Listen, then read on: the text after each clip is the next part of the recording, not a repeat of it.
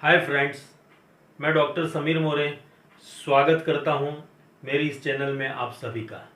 आज के इस वीडियो में हम बात करेंगे सेल्फ मेडिकेशन के बारे में। क्या सेल्फ मेडिकेशन होना चाहिए? मेरा मतलब है, क्या अपने आप डॉक्टर की एडवाइस के बगैर कोई मेडिसिन लेनी चाहिए? अगर हाँ, तो किस संजोगों में कब लेनी चाहिए, कितनी मात्रा में और कैसे लेनी चाहिए? इन सभी सवालों के जवाबों को जानने के लिए इस वीडियो को अंत तक जरूर देखें।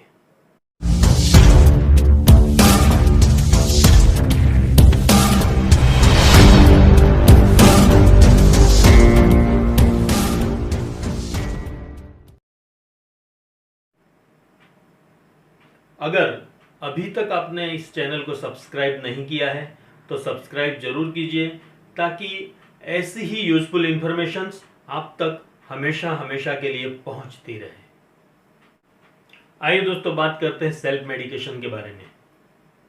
क्या सेल्फ मेडिकेशन होना चाहिए? आइए एक केस के बारे में सोचते हैं। फॉर एग्जाम्पल, अगर किसी आदमी को सिर दर्द होता है तो ऐसा ये सिर दर्द का पेशेंट क्या करता है? आमतौर पर ऐसा ये पेशेंट फार्मासिस्ट के पास जाता है और फार्मासिस्ट की एडवाइस के मुताबिक या तो खुद अपनी मर्जी से कोई पेन किलर चुनता है और वो पेन किलर लेकर अपना सिर दर्द मिटाता है। क्या ये सही रास्ता है? आइए देखते हैं। आइए सोचते हैं कि सिर दर्द किन किन वजह से हो सकता है।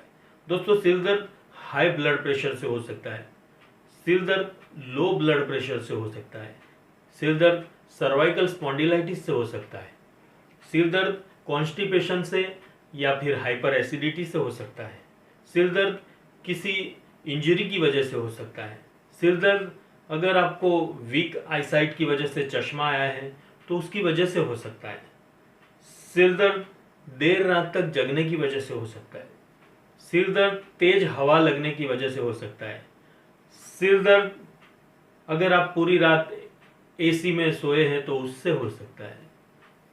तो क्या ऐसे में सिर्फ एक पेन किलर खाकर उसको मिटाना सही रास्ता है, या फिर डॉक्टर को कंसल्ट करके सिर दर्द की वजह जानना जरूरी है? पर आमतौर पर पेशेंट्स क्या करते हैं कि रेगुलरली अगर उसी ट्रीटमेंट से आराम लगता है, उसी गोली से आराम लगता है, तो एक ही गोली वो बार बार खाते रहते हैं और जब नहीं मिटता है तब वो डॉक्टर के पास जाते हैं और मेरा ख्याल है तब तक बहुत देर हो जाती है।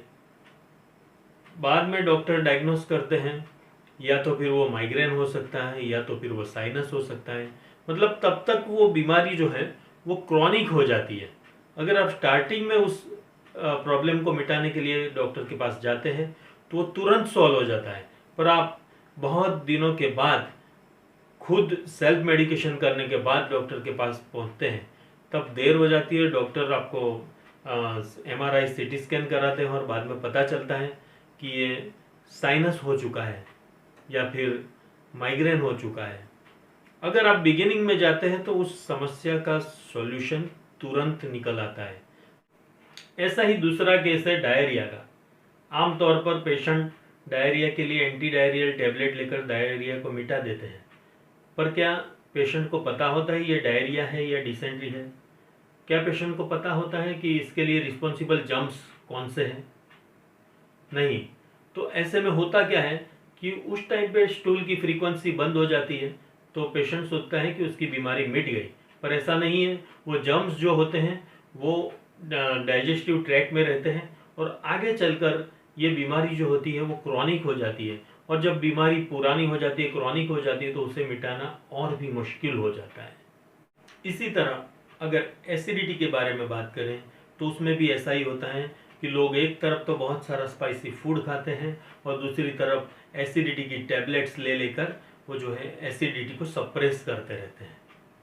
पर आयुर्वेद में दोस्तों इसी एसिड को पित्त कहा गया है, और ये पित्त जो है वो हमारी डाइजेस्टिव सिस्टम को एक्टिव रखने के लिए, अच्छी रखने के लिए बहुत ही जरूरी है। उसकी एक निश्चित मात्रा होनी चाहिए। यही पित्त है जो हमें भूख लगाता है, यही पित्त है जो हमारा डाइजेशन करने में हमें मदद करता है। बार बार एसिडिटी की टैबलेट्स लेकर होता क्या है कि जो जरूरी पित्त है वो भी सप्रेस हो जाता है, वो जो एसिड है वो दब जाता है, और उसी की वजह से इन फ्यूचर वो कॉन्स्टिपेशन डेवलप हो जाता है। जो कब्ज की शिकायत अगर बहुत पुरानी हो जाए तो उसमें से आगे चल के पाइल्स, फिशर, फिशुला ऐसे प्रॉब्लम्स होते हैं। यही पित्त अगर सप्रेस होकर सिस्टम के अंदर जाए तो आयुर्वेद के कंसेप्ट के हिसाब से वही फिर आगे चलकर माइग्रेन में कन्वर्ट होता है, और पेशेंट को इतना सीवियर हेडेक होता है कि जब वॉमिट से वो पित्त बाहर आता है तभी वो हेडेक में आराम मिलता है। तो इसीलिए दोस्तों हमने देखा, कई केसेस में हमने डिस्कस किया, उससे हमें पता चलता है कि सेल्फ मेडिकेशंस बिल्कुल ही ज़रूरी नहीं है। हमने देखा दोस्तों कि सेल्फ मेडिकेशंस के क्या क्या प्रॉब्लम्स हो सकते हैं, उसकी वजह से क्या क्या समस्याएं हो सकती हैं। तो ऐसे में क्या किया जाना चाहिए?